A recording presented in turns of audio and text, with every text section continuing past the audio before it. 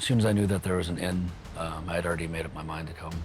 Had some close calls and didn't think I would make it, but I'm still here. I got shot at by a helicopter, and then they smashed the hillside with artillery and stuff. We'd taken out a house full of Russians with a rocket, and basically they had thrown everything at us after that. My Ukrainian friends that were on the front were losing territory that they shouldn't have. They just didn't have the means to fight for it. Give aid, don't give aid, it doesn't matter. I'm here for Ukraine, so I'm gonna fight no matter what. You're watching UATV English. My name is Corrie Nieto, and this is Bravehearts. Today my guest, his name is Troy Offenbecker. He's a former U.S. Marine. He was also with the Peshmerga fighting against ISIS, and now he's fighting against the Russians here in Ukraine. Troy, how are you doing? Good, thanks for having me. First of all, I want to congratulate you on your bundle of joy. Thank you. Yeah. Thank you. How does it feel being a father in a war zone? Stressful, man. Every time you hear air raid, it's worried about the hospital, so it's good though. Yeah, no, it's very recent, and I want to congratulate you once again. You were a former U.S. Marine. You were fighting in Iraq. And why did you decide to join the Marines in the first place? Just a short answer, I guess. My great-grandfather, he fought in World War II against the Nazis when he was in Africa.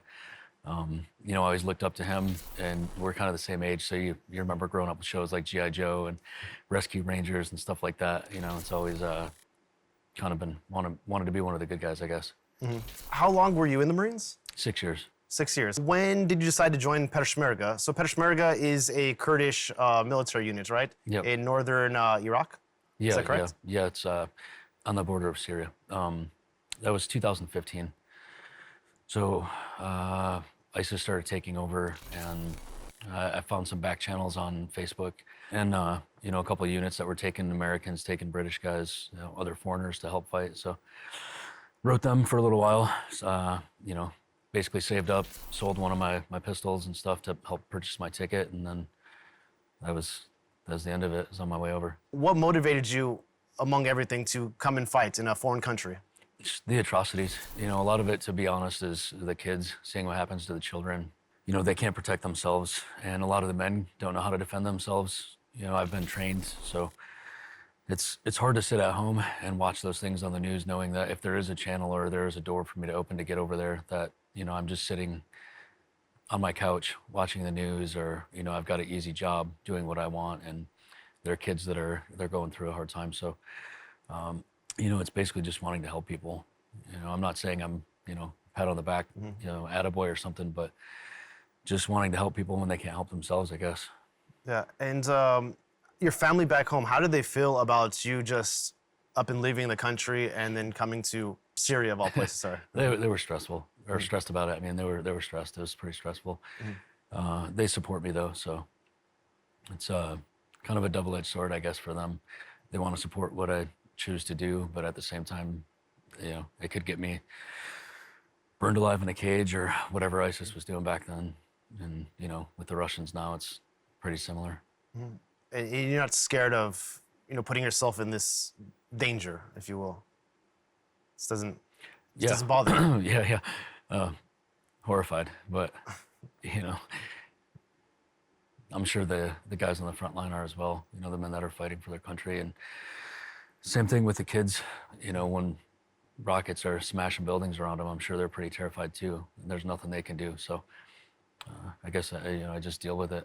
It's pretty scary. I think we've talked before where I've had some close calls and didn't think I would make it, but still here. Okay, Troy and I are friends behind the scenes as well. You were telling me a story about this guy from American Sniper. Mm-hmm. Yeah, the movie American Sniper. In the movie, the guy that he's going after,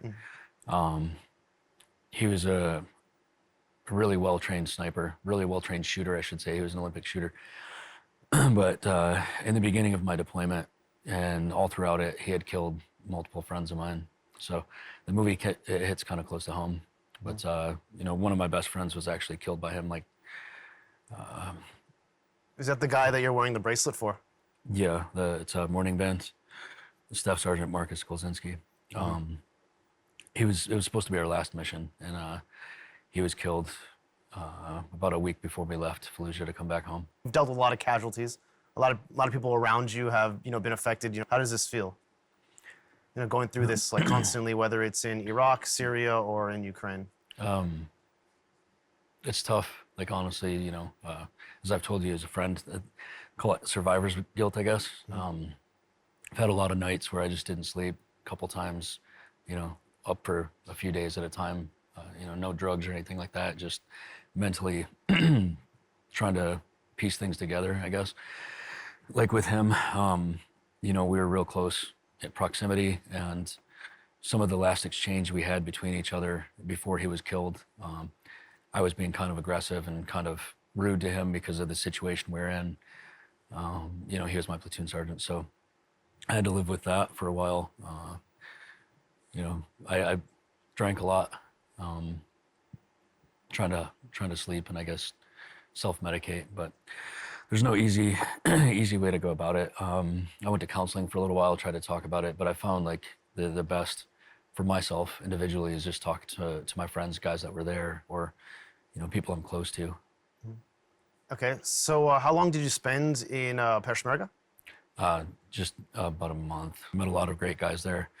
The Kurdish commander that I had, he was killed a little while after I left, but just a few years back. But he was a really, really great commander. One of the best I've met. And a couple of my other buddies were killed shortly after I left, and I had another one commit suicide after he got home. What were you doing late February 2022? I was home in the U.S. I was up at my parents' house visiting, and I remember seeing it on the news because they watch the news frequently. So, yeah, I was visiting my parents. I had a couple days off work, and yeah, I took my son up there to see my parents. What was it that you saw that made you think, like, I want to go to Ukraine and defend the people here? Initially, it was, the fact that a sovereign nation was invaded. I saw what happened with ISIS in Iraq and Al Qaeda in Iraq, and it doesn't take much to destabilize a nation, and that's an entire nation full of people that are innocent that are involved in it. But I think the biggest factor was when I heard, about like the torture and the things like that was happening. It just made me really disgusted. And then, shortly after hearing all that, President Zelensky came out and asked if, foreigners would join. As soon as I knew that there was an end, I had already made up my mind to come. Okay, and then when did you come to Ukraine? It was the end of May. It took me a couple months to sell my house and, close my business down and everything else. You came to Ukraine and right away you were looking for a unit to join? I'm not going to say too much, but I was with a unit in the west side of Ukraine, and we were doing like instructing and medical training and stuff, which is all great. But it wasn't like the Peshmerga initially. I went to train, and then we were kind of surrounded by ISIS, so we had to fight. Here, I came and I wanted to fight. So the unit just wasn't exactly what I was looking for. There was a lot more instructing and stuff like that. And I was there, I think, 3 or 4 days before we got a call. Another mutual friend in the unit had an in with some guys in the International Legion, and one of them had actually been Peshmerga himself. So when he found out that we were here, he had called him, contacted him. So within 2 hours of that phone call, I was on a train headed to Kyiv and signing documents for the International Legion. What do you think about the people you were training, the Ukrainians? Did they have enough? Did you give them enough training? Were they eager to learn? Yeah, they were really eager to learn. Like I said, this was in the West, so it wasn't as severe as things are in the East. But like the police and the medics, the EMTs and stuff, they were really willing to learn. We had done like a TCCC course, and they took it seriously. It wasn't like you'd find in other realms that I've been in where people talk over you or whatever. They were silent, paying attention, listening to the translator, and the ones that did speak English, if something was missed, they would interpret for the others. Took it very seriously, and it was good to have, I guess, like, because you don't always get that. I've been in other countries where instructing the military, even teaching medical courses and stuff like that. They just, you know, Yeah. they don't have it in them. Yeah, they say the eyes are the window to the soul. When you were looking around at the faces, you know, in the eyes of all of these guys, like what did you see? You could see some fear, I guess, but a lot of it was like resiliency. I think, you know, they were wanting to learn, they wanted to save people, they wanted to help their country. So there was more drive and like fire or determination than fear or anything that I saw. I can imagine. Let's talk about your first mission. How long after you joined your unit before you went on your first mission? It was a couple days. It was just like a really simple op, you know, escorting some engineers for them to lay anti-tank mines and kind of get some essay on where Russian positions were. So I guess you could say it was like a small reconnaissance.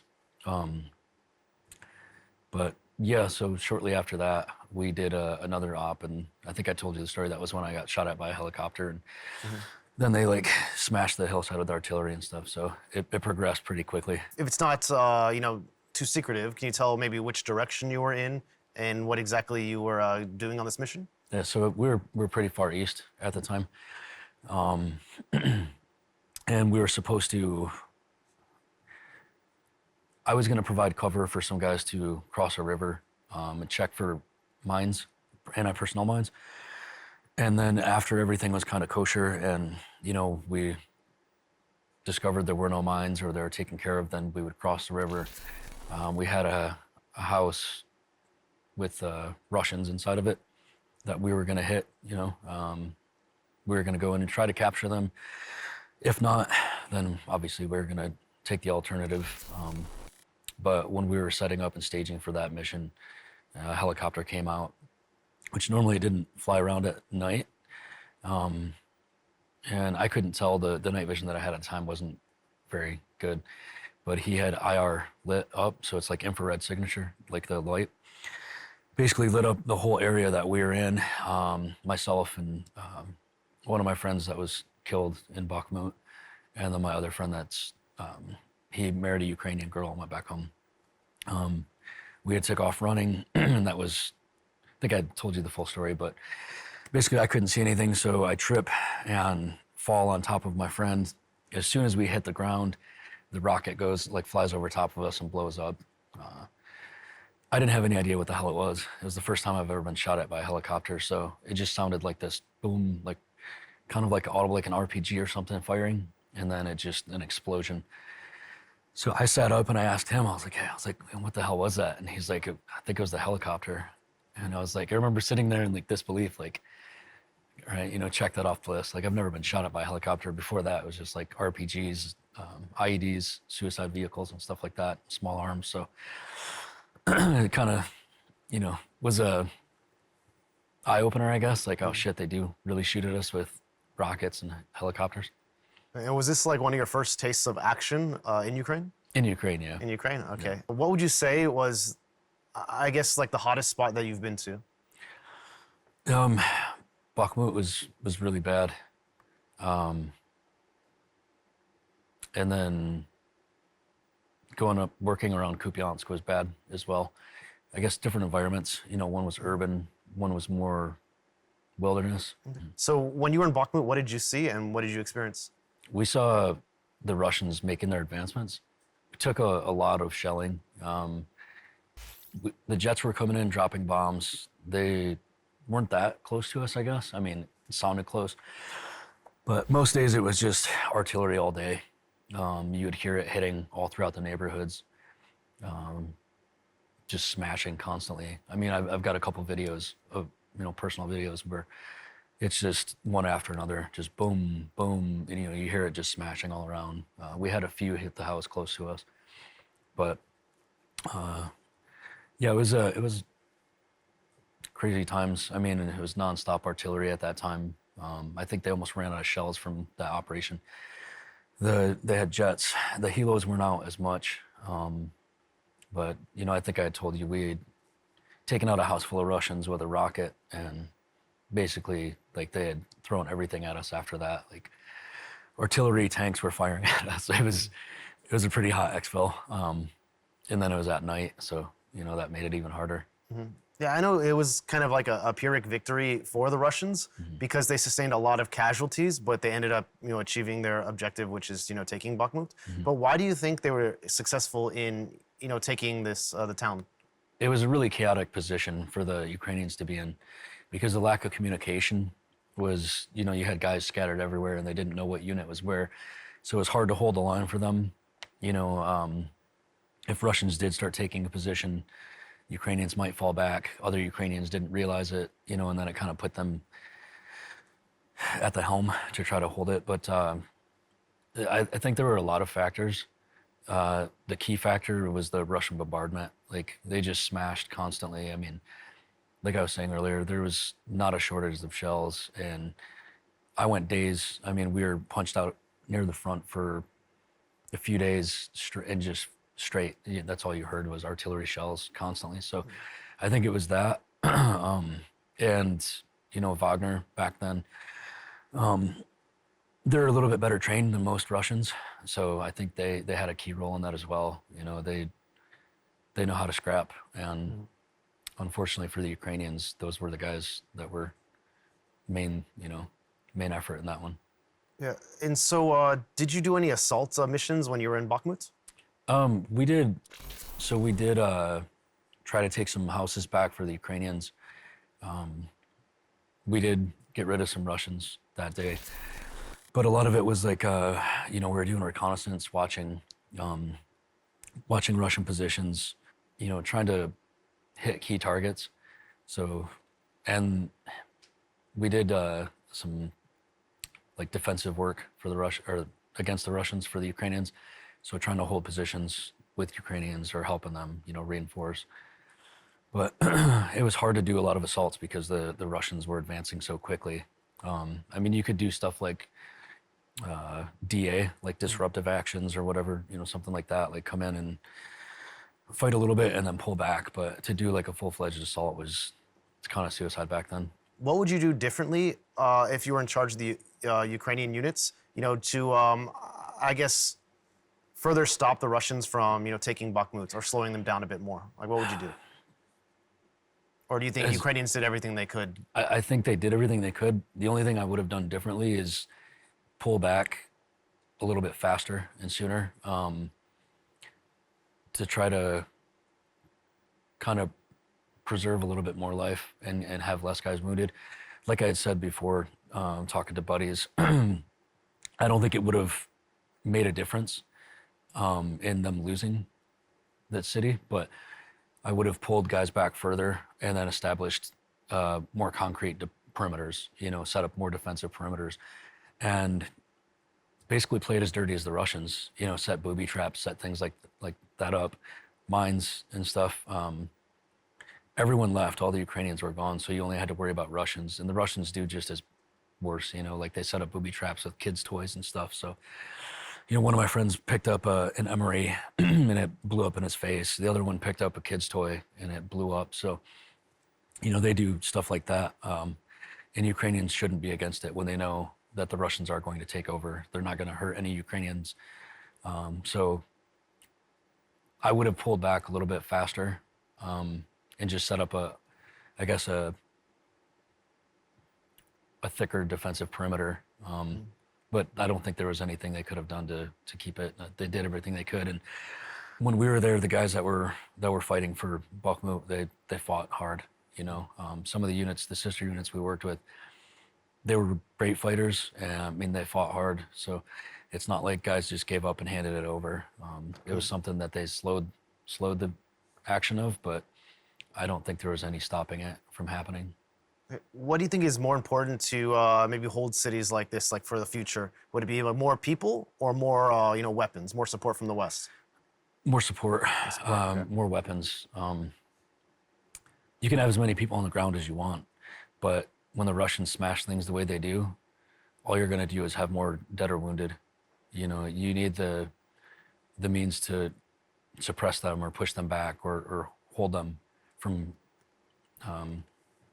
gaining real estate faster.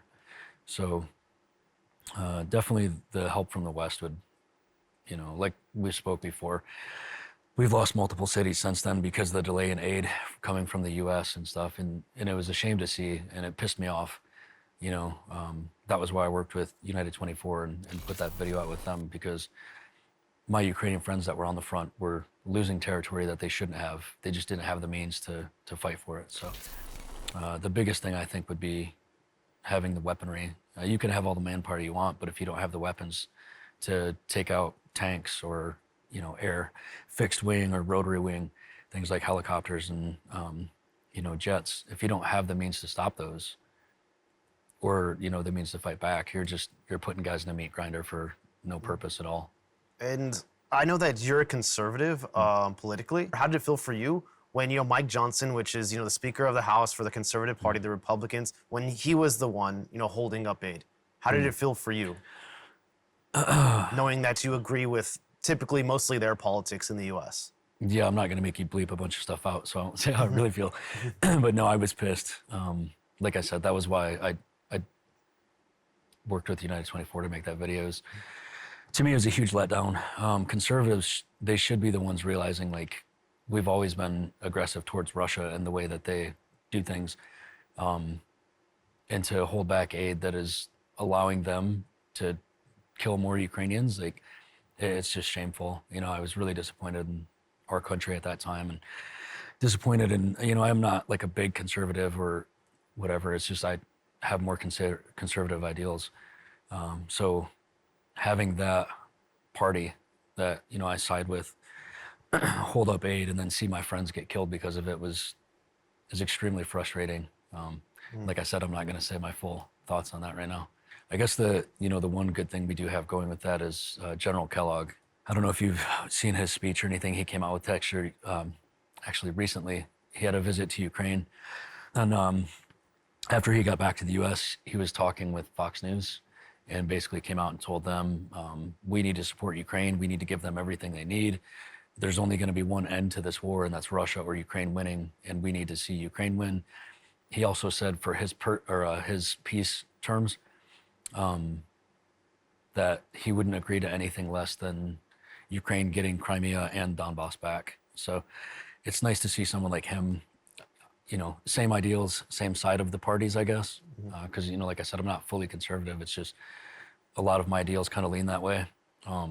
But I'm more like libertarian, I guess. But now, after seeing all that, but yeah, having him kind of stand up for Ukraine and say, this is what needs to happen, and this is what I believe, him being the envoy that Trump appointed. So hopefully things change quickly, and the support doesn't dwindle and they don't try to, pull some jackassery and say we're not going to help anymore, or give some really, really shitty peace terms that are like, hey, you have to give up all these territories now, because Ukrainians aren't going to accept it, and I'm not going to accept it either.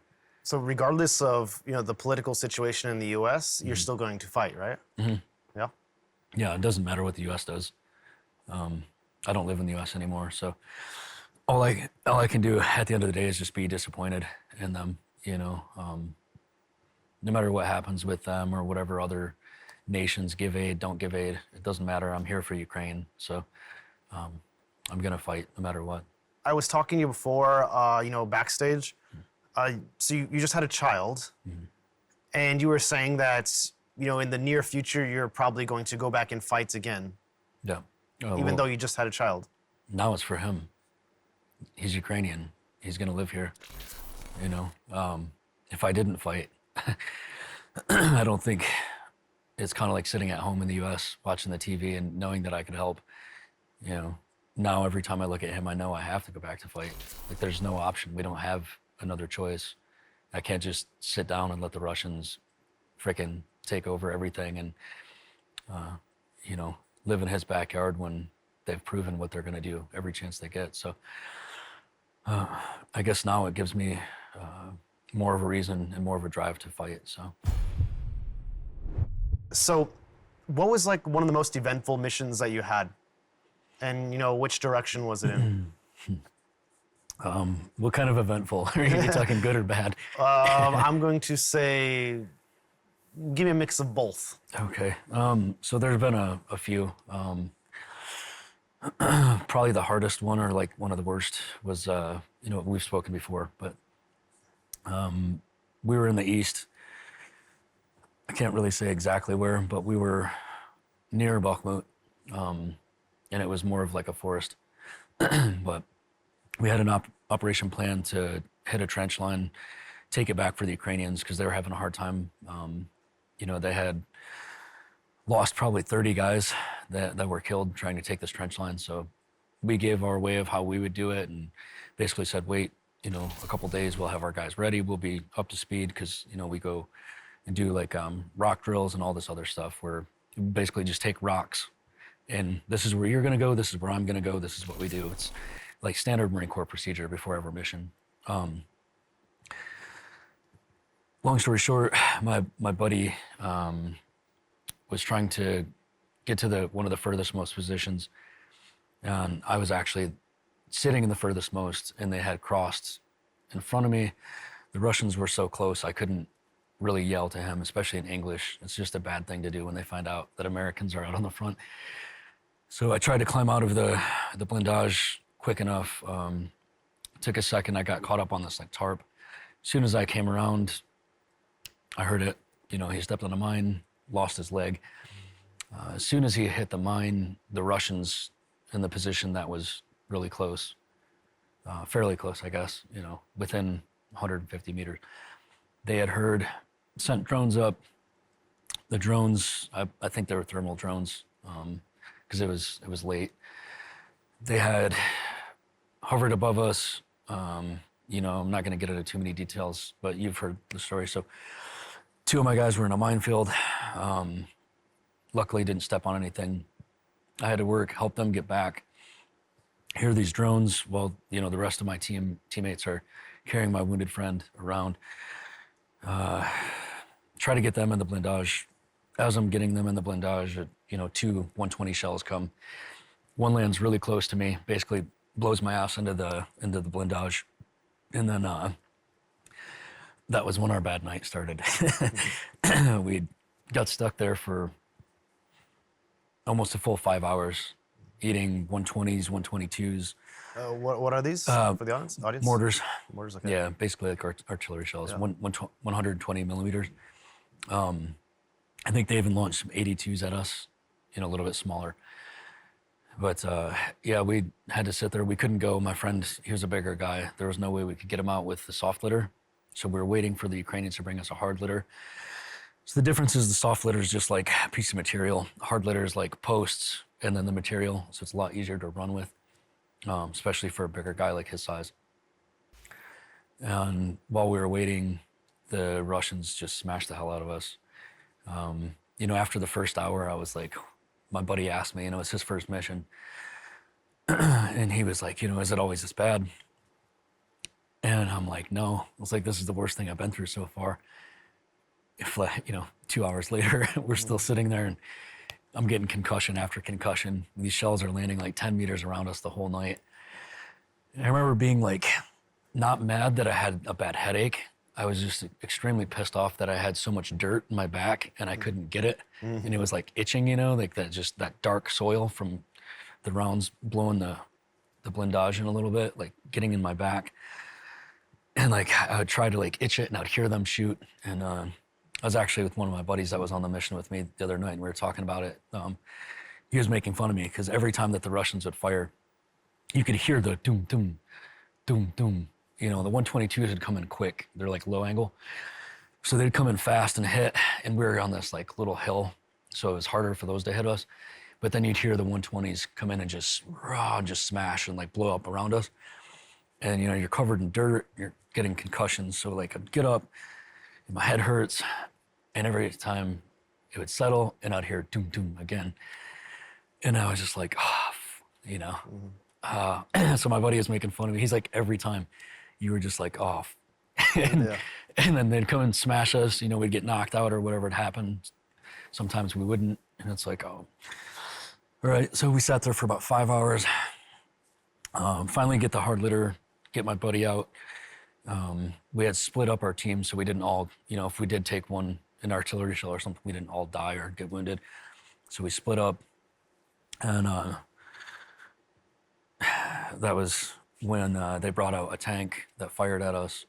Helicopter came up, and I remember hearing it because, like, you know, my hearing was kind of like damaged at the time. There's still like tinnitus, like that ringing or whatever. So I remember like vaguely or like faintly hearing it, and then just like this rocket flies above me and like blows up. And at this point, we're running for our lives. Like, one of my Ukrainian friends with me, we always joke, which well, I'll tell you after this, but he was like, mate, it's every man for himself. You know, like, we're looking at each other like, oh, like we're always joking. I mean, no matter what, you know, try to keep it light. But yeah, so ended up finding this ranger grave. It's like a shallow hole.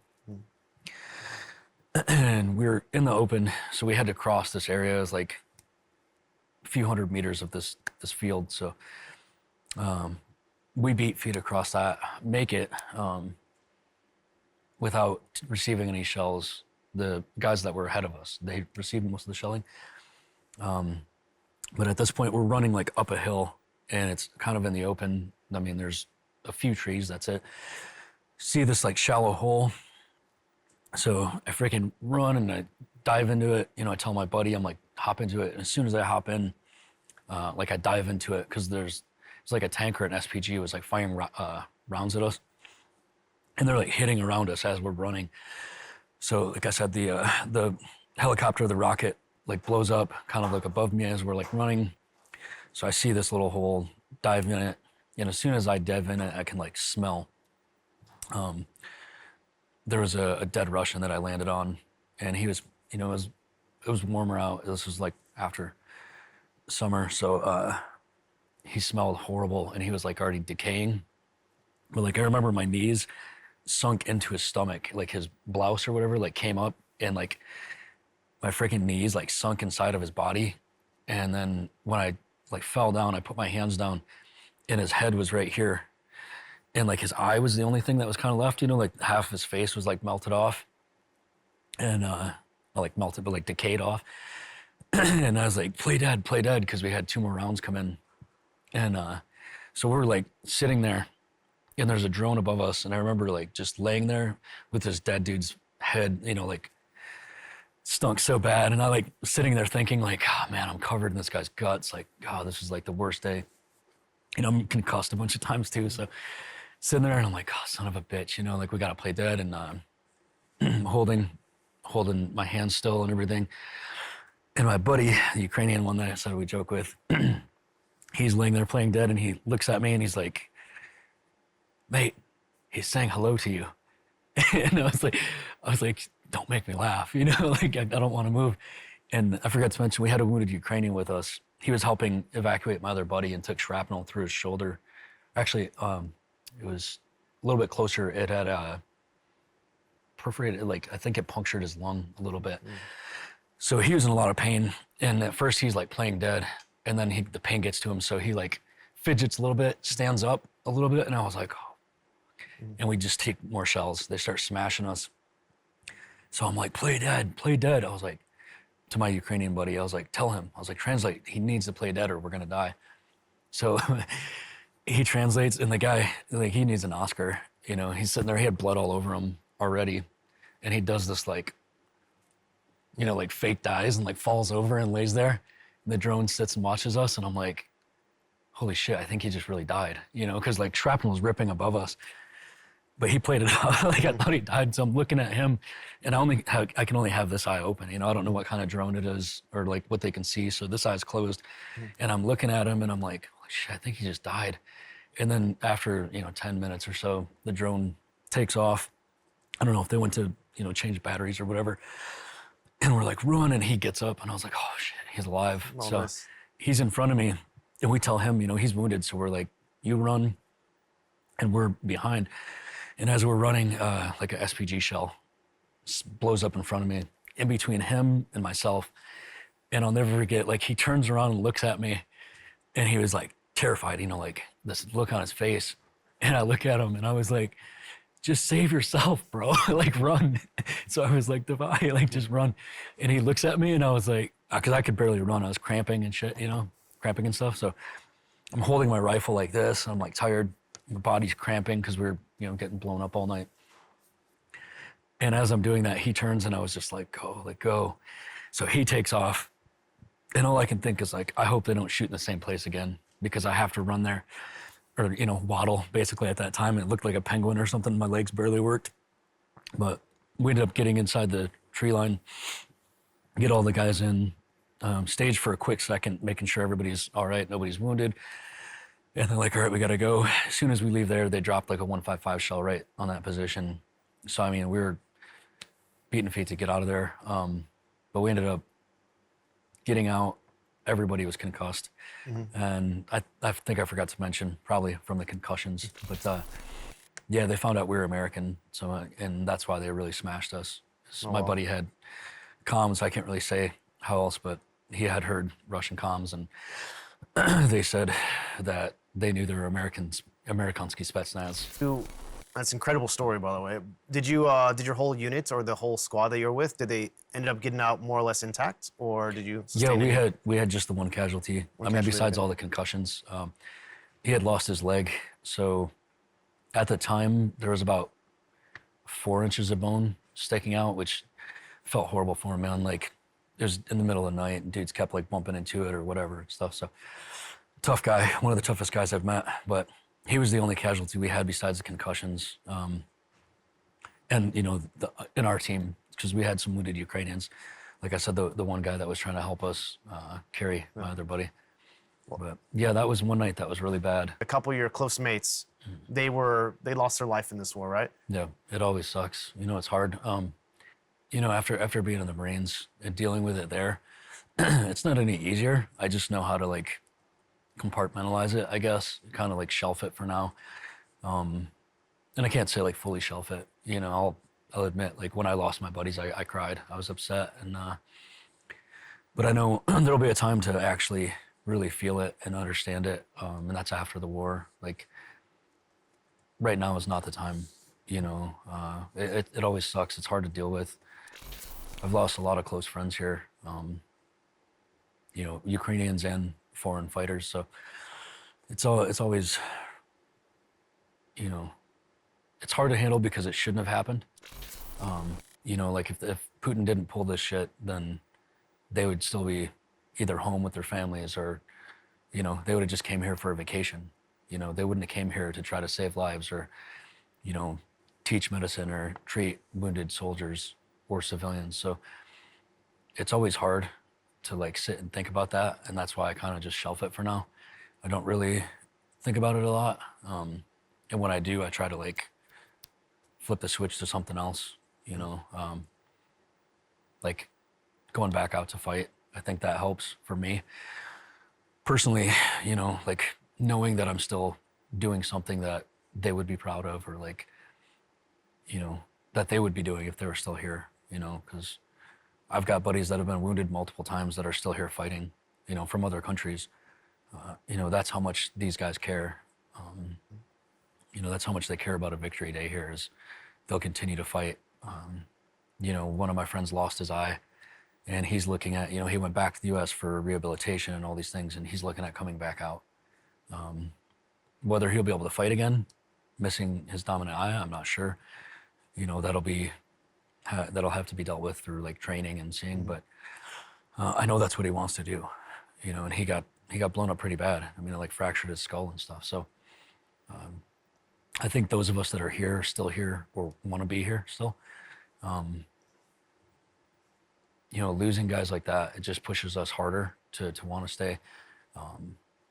And we'll all deal with it differently at the end of the war. Like my first war, I drank a lot after.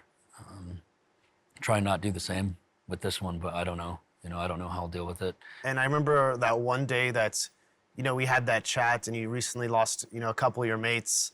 But so basically, you saw some photos, circulating on the internet, and these were your buddies, and you were just with them a few weeks before, or something like this. Can you? Yeah.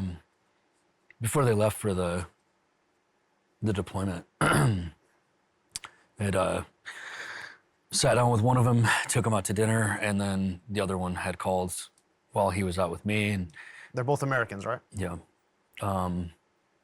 and the other guy I'd known since the beginning of the war. So we're like, yeah, come out. We had a couple beers, had some dinner, and hung out and talked, and then walked around for a little bit after, just kind of BSing and catching up. And a couple weeks later, they were killed, and I had to get the phone call from a buddy that was in one of my old teams. I think he wanted to like let me know before I saw it on the internet, which love him for that, because it was a hard one to take. But shortly after, I had guys telling me, hey, don't look at this Telegram channel, whatever. It's inevitable. You're gonna see it. So it was all over. But yeah, two really great guys, like real solid guys. It's a big loss for Ukraine and for the U.S. Talking to one of my previous guests, and he was saying he knew some of these guys, and he said it was just kind of a mission gone bad. If I wasn't, there when they were told what they wanted done, I can't really specify or even comment on how bad the intel was, if it was like bad intelligence for certain reasons. But another one of my good friends that was there, he survived miraculously, and basically helped a couple other guys survive. It was just really bad. They walked into a really bad spot, and that shit happens. It's part of the job, I guess we say. Is sometimes it's part of that game. You don't always collect your $200 in Monopoly, passing. It's sometimes you get put in jail or whatever. I remember we were talking, backstage, Yep. and you were talking about how a lot of people, they go into, certain areas and they're not very careful with, what they're filming, the photos they're taking, and how it can lead to casualties, whether it's civilians or military people. And you were telling me like a specific story. Yeah, everybody kind of knows what happened now. Some of my buddies were, killed and injured in the Kramatorsk pizzeria strike. And that happened because, famous or semi-famous Ukrainian blogger that was there was live streaming, and there were a bunch of military guys in the background. Myself and some of them are on Russian websites, that they're, like you saw, they just said they sentenced me to 14 years in prison in my absentia. So they had a court case against me without me being there. But they've also, put bounties on our heads, capture, kill kind of thing. So some of my buddies that were there were similar. Their photos were being passed by the Russians, and somebody that was watching it, like we had discussed, Russians watch bloggers, they watch military guys' channels, they watch all these things. They're not stupid. They know they can find something. They're looking to geolocate positions just from photos, everything else. And unfortunately for my buddies that were there that day, this guy had a big following, and one of the wrong people was watching it and basically reported, and they sent a couple rockets into that area, and I lost one of my good friends. He was a former U.S. Marine. Actually, I had just saw him as well right before that happened. So we had a drink together here in Kyiv before he went back on deployment. But so it's a huge thing, especially for people that you have a bigger following, or that there's a chance Russians or Russian sympathizers could be watching. It might not be a Russian. It might be some dumbass in America that's pro-Russian that is giving intelligence to them, or is in one of these channels on Telegram and reports. I've had it happen to me where, Russians found my Telegram number and started writing me, and they changed their name to look like my friends' names. So one of the guys I'm talking to, and he's like, Ray, I never said anything specific, because I'm like, looking at the name of the buddy, I was like, he doesn't text like that, like he doesn't talk like that. So I went in the Telegram channel that he was on and looked up a story about me where, they were talking bad about me and saying that, all this other stuff. And he was like, oh, I'm talking to him right now. And so that was like my 100%. So I immediately flip back over, write him. I said some choice things, and he's like, "What?" And I was like, "Dude, I know exactly who you are." And I was like, "You must not realize, like, I have friends in the U.S. government. They're tracking your shit right now, and they're gonna find everything out about you." Like, and immediately he deleted his account. Like, as soon as he thought the Americans were gonna help me find him, he was done. He deleted his shit. He didn't block me because I looked on other channels. He completely deleted everything. But you have that, So if I wouldn't have had like PERSEC, personal security, and been aware and just started chatting to, a random guy, he was asking where I was at and everything, when I was going to be on the front line here, and we just discussed this before, but I had Wagner writing me on Instagram, threatening me and stuff when I was in Bakhmut, saying they were going to find me and cut my head off. Basically threaten my family, saying that they're going to send people to the U.S. to kill my family. They were sending me like a black chip or a black mark or whatever they call it. So they're like super lame. I'm not going to say the word, but they like take a photo of their patch and like this little shitty thing next to it. And they're like, "You're marked." Like, so now I have Wagner that's going to haunt me. You're not worried about these threats? Of course, man. Not so much here. You understand. Like I've told you before, I got drugged in Poland by some of them.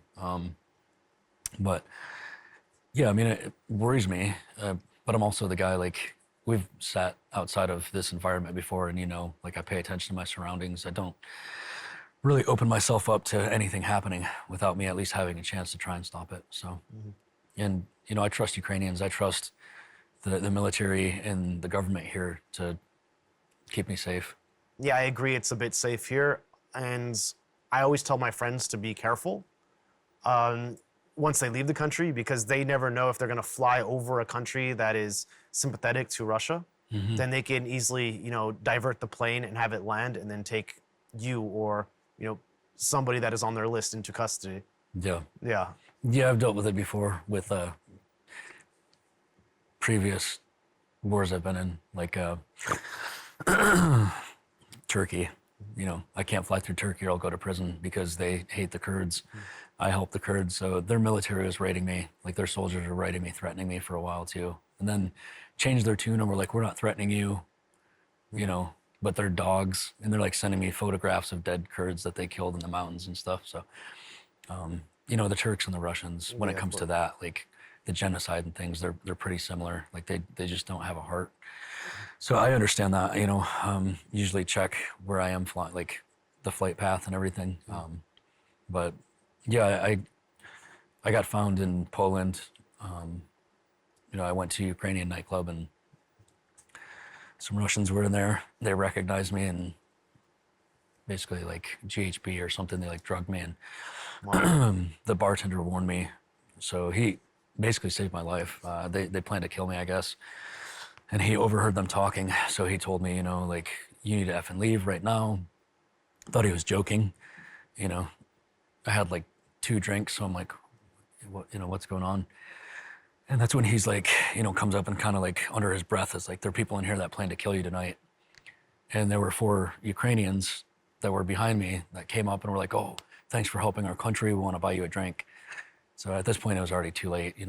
I let my guard down, and that's what I'm talking about, like personal security. I was a dumbass. I thought because I was in a Ukrainian environment, I was safe, but I was in another country. I wasn't here. So yeah, it was horrible. I was sick for like 3 days, but yeah, the bartender saved my life, by telling me. I don't remember getting into the taxi. I don't remember getting my coat. I just remember being robbed by the taxi driver and left at some random restaurant where there was a Ukrainian that like fights MMA over there. So he helped me out and basically got me back to my hotel, and they took care of me there because I was in bed for almost 3 days. But Wow, you're lucky. yeah, extremely lucky. And that's why it's a big thing: operational security, personal security. Whether the war ends or not, like say you're going to sign to the contract, this is your last one. Do you imagine you're going to be maybe an instructor afterward? One thing What are I've your learned: plans? you can't ever say it's your last one. It's a bad omen, I guess. But no, I planned to help and fight in whatever way I can until the end of the war. If I get wounded, I can still instruct. You know, as long as I'm not dead, I'll be here helping. Like, you know, we hang out kind of frequently, so you see, like, I network with people and help introduce them. You know, cut myself out of being the middleman. So, worst case scenario, I'll still continue to do that. But I'd like to fight at least until the end of the war, unless something happens health-wise. But yeah, after that, I just want to relax, man. You deserve a break, man. I've had a long enough break. Yeah. I need to get back to it. It's always great chatting with you, Troy, and I'm just glad that you're on Ukraine's side. Yeah, because I don't know, you're doing so much good work here, man, and you're putting your life on the line, you know, for the Ukrainian people, and I'm sure they all appreciate it as much as I do. So thanks for chatting with me. Appreciate it, man. Thank you. Thanks for having me, bud.